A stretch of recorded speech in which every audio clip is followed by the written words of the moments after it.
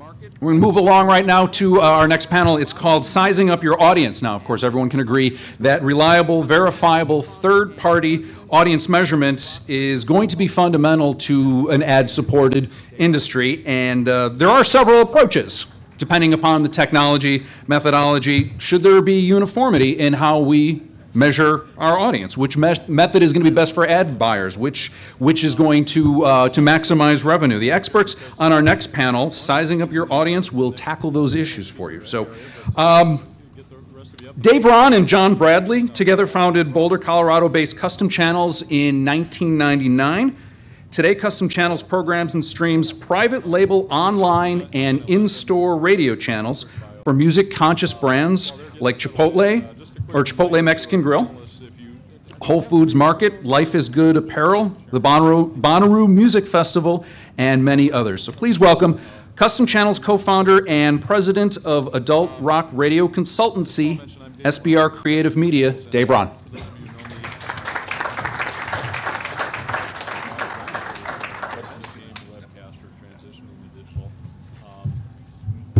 Hi everyone, that was a mouthful, thanks. I want to quickly get our panel up here because I have one of them sitting in the next panel speaker area, but we'll get the rest of you up and we'll make a quick introduction. Paul, Rob, you're out there somewhere? Very good. And Philip, come on up. I'll make a quick introduction, and I'm going to let them do a quick bio. While they're getting settled in, just a quick reminder to our panelists, do we have 3 microphones or are there just 2? Are we sharing one down at the end? Oh, there's 3. Okay. Work the mic. Love the mic. All right. As Paul mentioned, I'm Dave Rahn with Custom Channels, and for those of you who know me, I've actually been a lifelong broadcaster that became a webcaster and transitioned into digital, more or less to the extent that a lot of people in this room have had to over the years. Our roots are in broadcasting. If you're like me, we lived and died by the Arbitron ratings, by how our audience was measured and how well our programming translated into numbers. But the cool thing about the Arbitron numbers over all the years, for all their faults, and we could go into that, with the terrestrial ratings, that's not what we're here about. But one good thing about it was they were pretty much universally accepted by both advertisers, media buyers, agencies, and radio stations. It really created a very fluid, open market for the buying and selling of radio inventory for terrestrial radio streams. In the last few years, of course, that's gotten a lot more complex. First came streaming, a few years ago, 10 years ago, really coming onto the scene where we've got new metrics, new numbers, new data coming in that we've got to process, and then PPM comes about with Arbitron and starts to overload us with even more data. This panel is going to help us get all of that information and data sorted out a little bit and figure out how we're going to use it to, as many people are fond of saying, monetizing their streams. So we have a distinguished panel up here. We're handling both the digital side, a little bit on the terrestrial side, at least the crossover with Arbitron, and the qualitative side with Media Audit. So I'd like everybody to do a quick introduction of you and your company, and if you could just spend a minute or so just telling us what your company offers in terms of audience measurement in the digital realm. And then we're going to circle back on some of those things. We'll go into them a little bit more depth, but if we could kind of just go down and do the quick introduction, I'll start with Philip. Hi, good afternoon. I'm Philip Beswick, and I'm with the Media Audit. We are a multimedia survey company doing traditional media, radio, television, newspaper, other print. But in addition to that, about 12, 14 years ago, we got into surveying the internet. And so we focus on that in terms of media websites to bring greater value to traditional media so they can tie in what they're doing with their traditional media and add in what they're doing with their websites. So we focus on the qualitative, as Dave mentioned. We talk about demographics of people, we talk about the lifestyles, the product purchases, and also planned purchases of products. So as you go out and sell your radio stations in the marketplace, you can tie all of those same things into what the delivery is from your websites. Very good. Thank you, Rob. Hi, I'm Rob Favre. I'm the Chief Compliance Officer and General Manager of Triton Digital Analytics and Measurement. And most of you are probably familiar with the former Andomedia Top 20 ranker, now the Triton Digital Top 20 ranker that's published every month. What we do is we measure streaming audio. In fact, we're the only MRC accredited audio streaming measurement service. So, what that means is that we've gone through the process of having our metrics identified and quantified with the Media Ratings Council. What we do is we take those measurements and we convert that, transform it into meaningful metrics, average active sessions, session starts, active sessions, that type of thing, and use that and provide that to our customers, our broadcasters, for them to be able to set prices, determine audience, and move forward with that. Paul Krasinski, Senior Vice President of Digital Media and Analytics. I think all of you are aware of the Arbitron service on the over-the-air. Really, our goal was to leverage our research capabilities, our brand equity, and some of the track record that we have as far as developing new products. Certainly, I know the space really, really well. I've spent a number of years in the space. And really, our mission was to combine really the over-the-air with the streaming. So leveraging our portable people meter technology and that survey combined with server-side, real-time, census-based data, really to give a feel for how do we measure an aggregate consumption of audio across various digital and over-the-air channels. So regardless of platform, channel, or device, we think it's important to really be able to measure for our broadcasters and the agencies those audiences that will reflect really a holistic number of audio consumption across. So that's really our mission and credo at this point. All right, very good. So we're covering a wide spectrum here, but everyone up here focused on digital assets, qualitative, as you said, and quantitative, and everybody's got a little different approach as to how they go about it. You were mentioning, Paul, that you do a combination of traditional ratings method like PPM and server-side analytics. So tell us a little bit about that. How does that work at Arbitron? Yeah, sure. So we leverage the PPM technology for the over-the-air. I think the depth of knowledge and data that we garner from that PPM certainly is the currency in the space today. And what we're trying to do is leverage really a streaming server-side methodology, which is coming from those log files, and combining those two methodologies, both with the benefits of both, but also the granularity of the PPM, which gives us a really strong view as to who is the listener, where are they listening, what is the income levels, and we're able to really give a unique perspective across various devices. So for example, as we heard in the previous panel, mobile listening is coming up. Internet-connected devices are important. It's going to be incumbent on a leader in the space really to move forward and be able to track that listener regardless of how they're deciding to engage the content. And I think that's important. Really, the consumer is going to decide, and we really have to be able to follow that consumer and present that data clearly and accurately to the agencies and advertisers so they can make the buys and ultimately buy the inventory here for all the broadcasters. So Arbitron traditionally has gone in and created a panel of some sort in the marketplace. For now, it's with PPM in many cases. It used to be with diaries and still is in many markets where they knew exactly what households they were. So you knew some qualitative information, where they lived and their income levels and a bunch of things, which is your company's expertise as well, Philip, with Media Audit. Tell us a little bit about how you gather data from a qualitative standpoint for the services that you offer. We survey using the telephone. We do about a 30 to 35-minute telephone interview of over 100,000 respondents here in America. We place about 1 million calls to get to that. They're all adults 18 plus, and we go through and ask them specifically in radio what radio stations they've listened to over the past 7 days, what radio station they listen to most often. That delivers to us the core. And then when we move over onto the web, we ask what they've listened to over the past 30 days and the past 7 days. So that gives us our core there. So, and then are you asking them about specific sites that they visit or media that they consume online? Is it all a recall kind of survey such as that I remember, well, I shop at Amazon and I use iTunes and I do this? I mean, are those the kinds of questions you might ask in Media Audit? Yes and no. All right, here's the yes. What we do ask people is, how much time do you spend with the media? So we'll go through radio, find out how much time they spend listening to the radio. We'll go through the web, find out how much time they're spending on the web. Same thing with newspaper and other print publications and television. So then what that gives us is that you can go into the marketplace and say to people, in Chicago as an example, people spend about 25 to 27% of their media day listening to the radio. They spend about 27 to 30% of their time going online. Half of it happens to be with the doing email. Half of it goes into spending just surfing on the web. So in that situation, an advertiser can go in and say, all right, fine, this is where things are developing. So that's where are people spending their time. As far as where they go, we ask, since we're focused on media, what do you do with media websites? So do you listen to or do you go to WGN.com? Do you go to WLS.com? Mm-hmm. If we were just to leave it open-ended, people would stop and they would think, and it would take them a long time.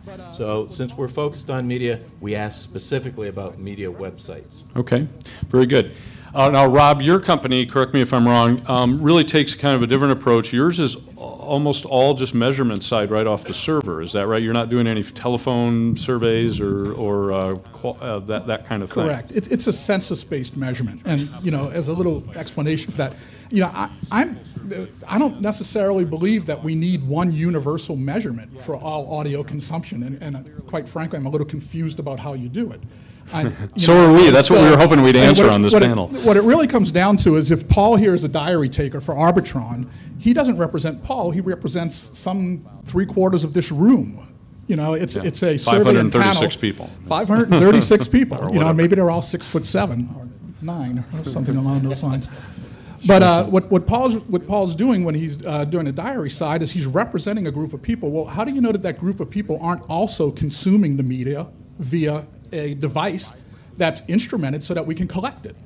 And in that case, you're double counting. How do you eliminate that type of thing? Well, is Arbitron kind of, and I'll have to address this to Paul, really. I mean, are you trying to compensate for both of those by saying, well, we're going to look at the sample survey and direct server logs? Is that what you guys are focused on, what Arbitron is focused on? Clearly, we have two methodologies that we're bringing together. Obviously, we're leveraging the PPM and the depth of knowledge there. So whether it's the PPM meter, and then we're also leveraging the server log file data for those people who are really engaging the digital outlets, so devices, online, in the office. So then from that perspective, we're bringing those two together.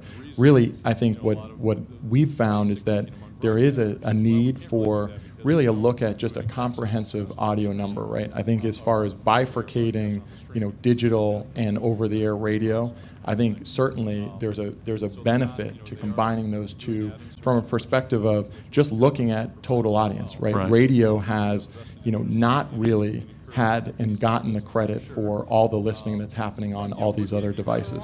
I hear a lot of frustrations from clients of mine who stream, and they go, boy, if we could just add that, 0.2 of a point to our PPM numbers or our diary numbers, whatever we're getting in Arbitron, we'd be happy with that. We don't need this splitting it out because the 0.2% is too small to sell on its own, but boy, it could move us up from 6th to 4th in Arbitron if we were able to do that. And the reason, a lot of the basic thinking among broadcasters is, well, we can't really do that because we don't do an exact simulcast of our stream, of our over-the-air broadcast on the stream because of after rules, and we've got to cover spots and that kind of thing.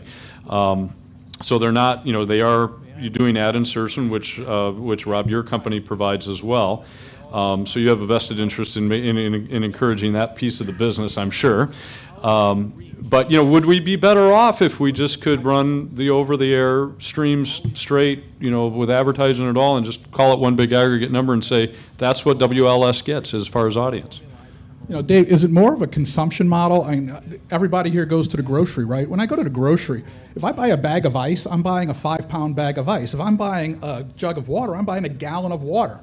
Same product, I'm just consuming them differently, right? And everybody here is adjusted to the idea that one is measured in pounds, the other one is measured in gallons. I don't know that a single universal measurement gets us there. Now, I do agree that being able to view the measurements in one place is a benefit. May I weigh in on this? You sure can. Advertisers, who we ultimately all respond to, and we're all consumers, they're interested in how do I reach that individual? what are the touch points for that individual? And they've always used these things called reach and frequency. Okay, how many people am I going to reach? How often am I going to reach them? And they got formulae that come along and say, you know, minimum of 3 times for this or 2 times for that. And that's where we're all going, is to focus on how can we monetize what we've got. And thus, we've got to be focused on how do these things overlap with each other. It's fine to have frozen ice and melted ice, but ultimately somebody needs to use them for the end point, and that is to figure out where they're going to invest their hard dollar today. Yeah, and I would just add to that, I think that what's important, certainly from the agencies that we've spoken to, and we've spoken to a lot of agencies, is currently radio is difficult to buy, right? There is a fragmented view of, if I'm trying to buy audio over the air, I have to go here. If I'm going and buying digital, I can buy it from a number of different sources. I think what they've been asking for is, how do we make it easy, right? So ultimately, to Philip's point, I think it's how do we leverage that additional reach that we're getting from all of these different platforms, right? The hardest thing for stations today is saying, okay, how large is my brand? And I can measure it separately, but when they go into an agency and they actually have to sell to an advertiser a seamless user experience, the agency really wants to know at a planning level, again, at the buying level it could be different, at the planning level, how large is the reach, where can I get this reach, and how do I talk to or strike up a conversation with those consumers that I want to look at? So I think that's where, from a need from a currency perspective, I think there's certainly a need. But for us, it's really about enabling our clients, who are the broadcasters and agencies, with the tools to make those decisions.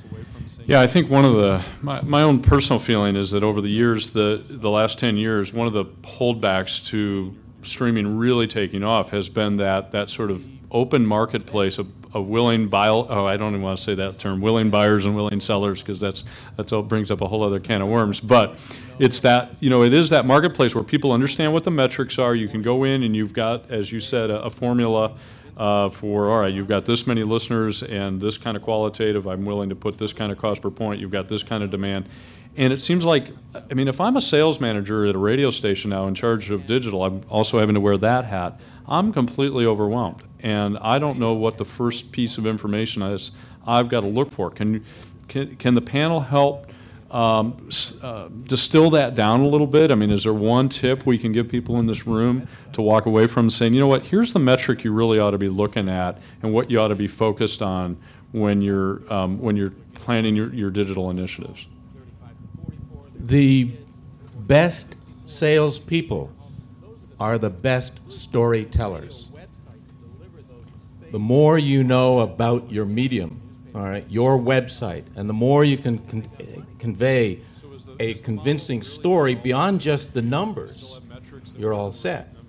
One of the things that I know is that Burrell comes out and says that newspapers have about 10.5% of all the ad spend that goes into the web. Radio has about 1%. Radio has a tremendous future in terms of being able to grow it, because if you take a look at all the qualitative attributes of radio websites, 2/3 of radio websites are sitting between 25 and 54. 25 to 34, people are getting married, they're buying their first home. 35 to 44, they're having kids. 45 to 54, they're moving into a bigger home. Those are the super consumer groups, and radio websites deliver those in spades far better than you're going to get out of a newspaper website or a television website, and they got money. So is the model really not all that different? We still have metrics that whether we're getting them from Arbitron or we're getting them from Triton or both, and then we have qualitative that we would overlay. I spent 10 years at KBCO in Denver, and that's one of the great qualitative sells of all time, and that was what we would overlay and what would allow us to get the tremendous cost per point and conversion on our ratings, because we had such a good story to tell about not just how many people there were, but where they were. Rob, you want to speak to that? Well, actually, there's a theme running through here that everyone is touching on. The last two panels have touched on it, and it's the lack of education around the metrics that are out there right now. And it's on both sides of the fence, on the publisher side of the fence as well as the agency side of the fence. And I think it's incumbent upon us to initiate that education process. Don't we have to understand it first? Yeah. you know, because on top of that, then, I know we have our own metrics. I can go to my own server and pull down numbers and see exactly what we've got, how many listeners there are. I may have my own qualitative if I'm asking questions about, who's in my database and that kind of thing. What do I need you guys for? That's the same question everyone always asks, right? And you during the introduction, what you said is we all realize we need third-party verification of our data, because anyone, and it's a truism of the digital world. If you are streaming, if you are putting content out over the internet, you can measure it yourself. No one trusts that. They want an independent third party to verify. The same server logs. Yeah, I would just say measurement's going to become more and more important. This is kind of the early innings here as far as whether it's server side or panel or a hybrid of both. I think in reality, what we're going to start to see is that agencies are becoming smarter, advertisers are becoming smarter, they're becoming more analytical, and they have less to spend and they need a higher ROI. So kind of inning one is, we've got to make it easy to buy. That's the first thing. So having on the publisher side the ability to look at metrics of consumption like an AQH, like a total listening hours, and on the digital side more like the impressions. I think at least we have a cornerstone that we can work with across the board. So whether that's AAS, whether that's session start, however we use the terminology. But then I think we start overlaying social data, right? So you have individuals volunteering information about their affinities, their behaviors, their likes, and that is all coming in as well. Those things are going to be layered on top of this foundation. I think you're right. If we don't get the foundation right, I think we become a medium that is seemingly difficult to buy, or I have to go to multiple places in order to get that done. And yet, I think there's a tremendous opportunity coming for the industry. If you look at kind of the reach numbers and you look at the engagement numbers of 2.5 to 3.5 hours or what users are spending online with a stream, I really don't think you can find another medium that is as engaging. You're talking about the agencies, everybody wanting more granularity and accountability, and we have the ability now with all the research and tools and logs that we've got to get this down to very precise measurement tools. But that's a little bit of the elephant in the room too when you talk to a group of broadcasters, because we're not used to real precise measurements. We actually like what Philip said, being good storytellers about our product and having these pardon me, the fuzzy math of Arbitron Diaries to say what we've got out there. Are we opening up a Pandora's box or a can of worms? What other thing can I come up with that says, can we sell these numbers that we're, do we really want to be that accountable? Is that? Well, do the agencies and the advertisers want you to be that accountable? You now have the ability. Streaming media is incredibly accountable. It's a census-based type of platform as it exists right now, and you have the ability to say, this person tuned into this particular station during this day part and consumed this media for this long.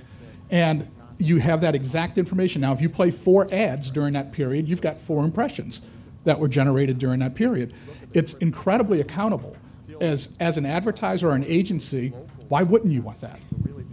Well, I think the question really is also related to, I think we're further along in the identification, aggregation, and targeting game. I definitely do think we are, with the ability to do some of the server logs, look at IP-based measurement. However, if you look at really what's getting bought today, the ability to narrow down and say, I have 15 people that I now can buy at a $3,000 CPM, it really isn't attractive on either side, right? So for the publisher, they're saying, hey, it's too small, it's too focused. For the agency side, they say, yeah, that's great, kudos that you can do that. I don't think that it's not coming. It's definitely going to be the future. I think we're going to see those combinations, and we need to plan for that now.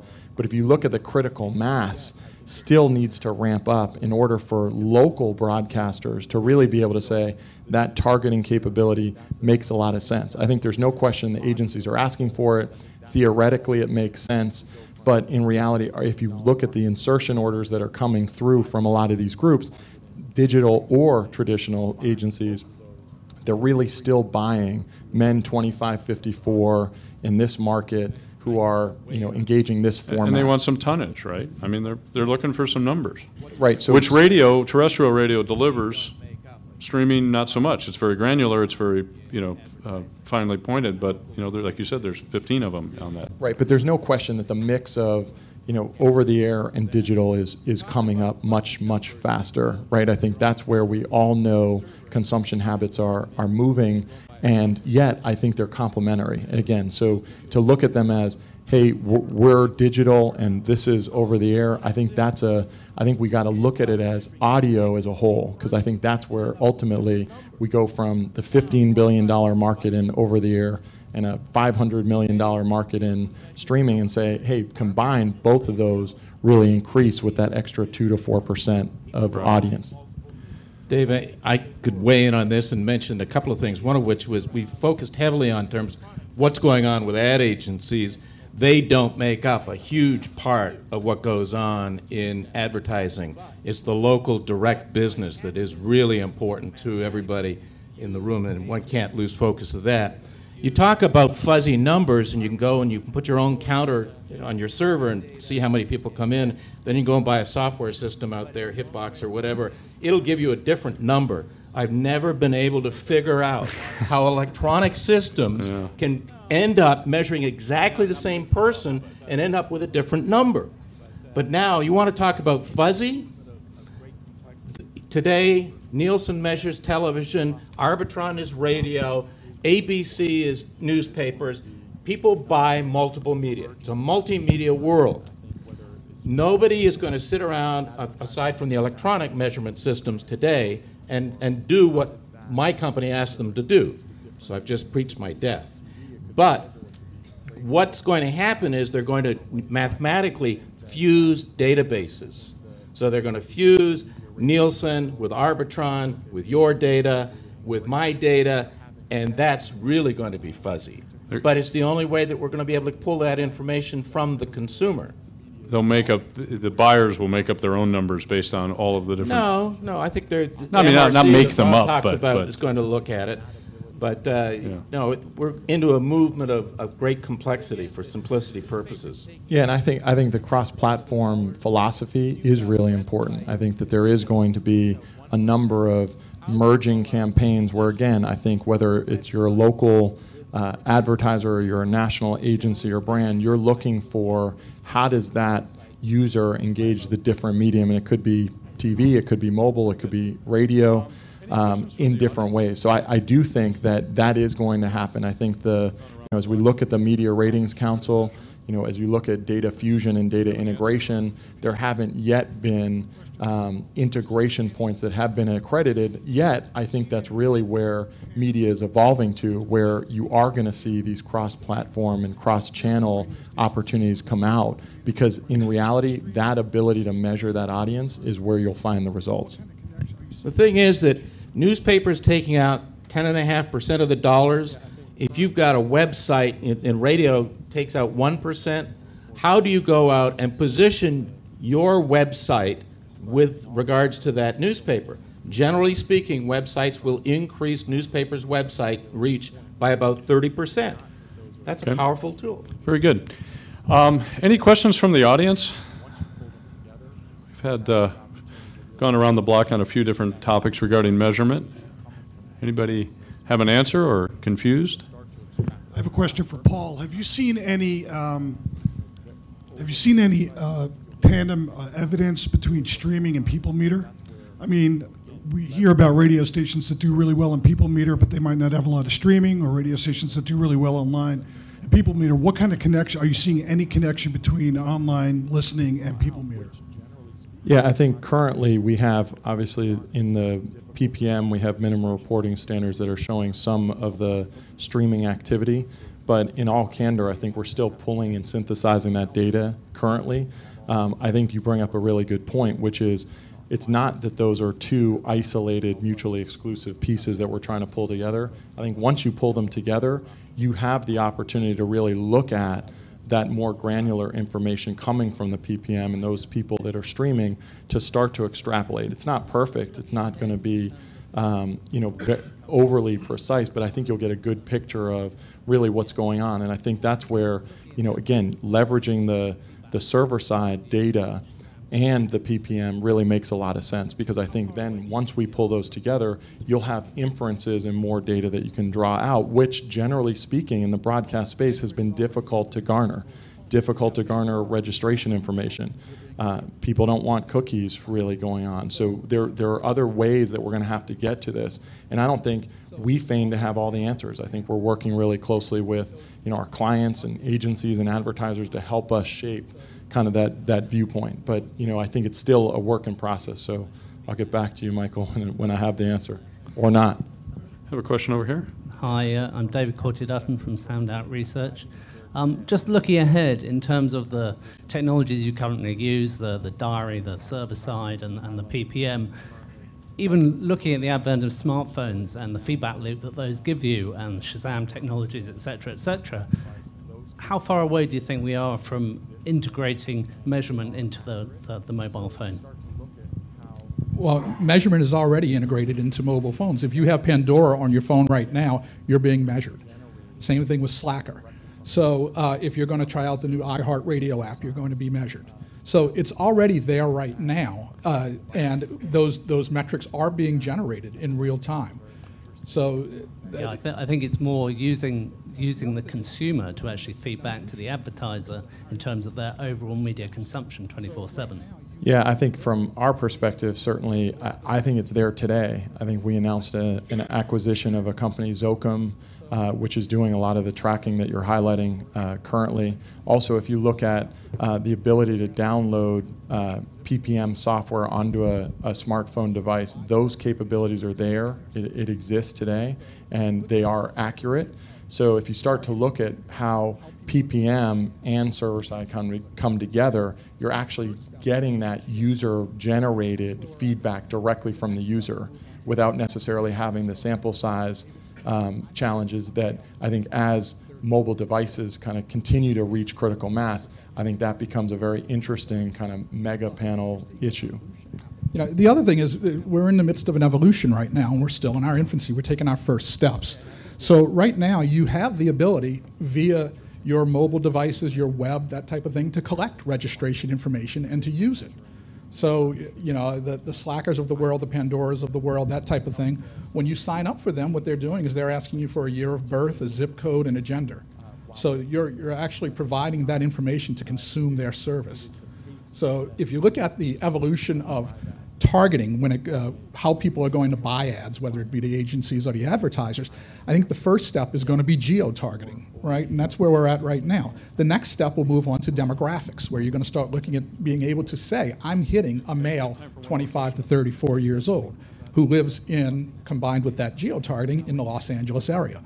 So I think you're seeing that evolution happening right now. We don't have enough data to support the full model, but it's growing every day.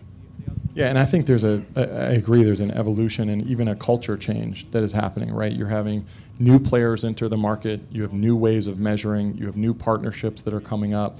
I think it's the telltale sign of being flexible, right? So continuing with the pace while making advancements, and I think at times it is the pace that we need to continue to kind of drive at. And more importantly, as we look at our broadcast clients, they need to highlight not just the opportunity for over-the-air or streaming, but again, on that expansive brand opportunity, which I think is really important. Great. Thanks. We have time for one more question over here. Just a quick one about the fuzziness of the data. When Arbitron has the diary system, and when you pull the data from when Triton pulls the data from the server, how sure can you be if it's a normal computer at home and somebody streaming, is it the teenager there or the adult there who's listening? How can you be sure? On a server log? Yeah, from the server log. And you can't always be sure. That's part of the catch-22 right now. I mean, someone could actually start listening on their computer and go outside and play with the dog for an hour. while leaving the computer running. There's no way of doing that, of measuring that right now. What I will tell you is that it's highly unlikely, if you're using a service, any type of music service that requires you to register to consume that, that you're going to, I would go in as my son's ID. It just wouldn't happen. I would log in as myself. I've got my own custom playlists there. That's why I'm going to the service, to hear the music I want to hear, not, you know, the guy with the long hair, looks like a mop. So, Justin Bieber. You know, it's interesting though, as you know, the last panel was talking about all the different devices, mobile and otherwise, and I noticed there's a Logitech radio back there. You know, as those devices become just more common, where you've got an internet radio in your kitchen, and you know, you come down in the morning and you turn it on, or somebody turns it on. We still need that qualitative and that sort of survey or some way of knowing, you know, who's, or the people meter, find out who is actually consuming that medium. It's interesting. Good question. Anything else? We wrapped up? Okay, great panel. Thank you very much.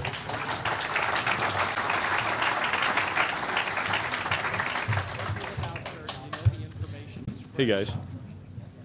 They asked us to come out and do it. Because he's always thinking. That's one of the great things about working with him. Hey, Dave, nice job. Hey, thank you. On the radio down here. All right, get all my stuff out of here. Got everything? And I need a dongle.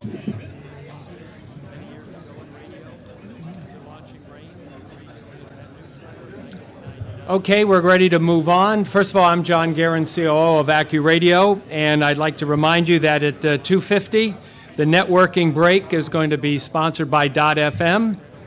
And then 3:20, immediately after the networking break, Triton Digital presents Digital Face-Off Panel, How Radio Can Become a Creative Showcase. One thing about Kurt, you know the information is fresh. Because he's always thinking. That's one of the great things about working with Kurt, is he's always thinking, and you